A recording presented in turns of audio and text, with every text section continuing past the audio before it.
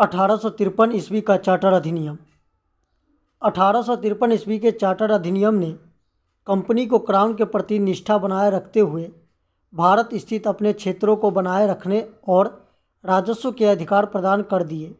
ये अधिकार पूर्व के चार्टर अधिनियमों के समान किसी निश्चित समय सीमा में बंधे नहीं थे, बल्कि तब तक के लिए प्रदान कर दिए गए जब तक ब्रिटिश संसद अन्यथा निर्देश न दे।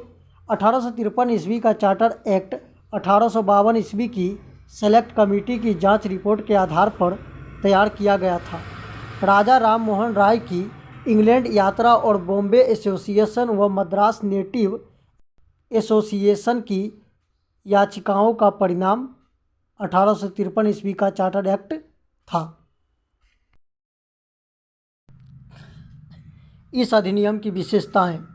इस अधिनियम द्वारा शासन की संसदीय प्रणाली जैसे कार्यपालिका व विधान परिषद के विचार को प्रस्तुत किया गया, जिसमें विधान परिषद ब्रिटिश संसदीय मॉडल के अनुसार कार्य करती थी।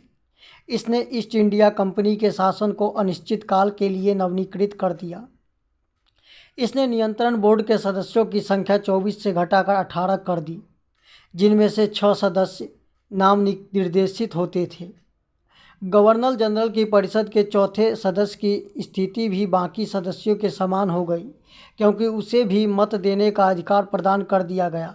बाद में शामिल किए गए 6 सदस्यों को विधान परिषद के सदस्य कहा गया।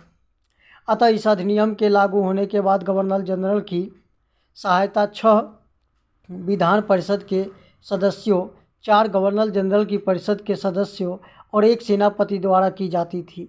इस अधिनियम में भारतीय सिविल सेवा के सदस्यों की नियुक्ति खुली प्रतिस्पर्धा द्वारा करने का प्रावधान भी शामिल था। मैकाले को समिति का अध्यक्ष बनाया गया।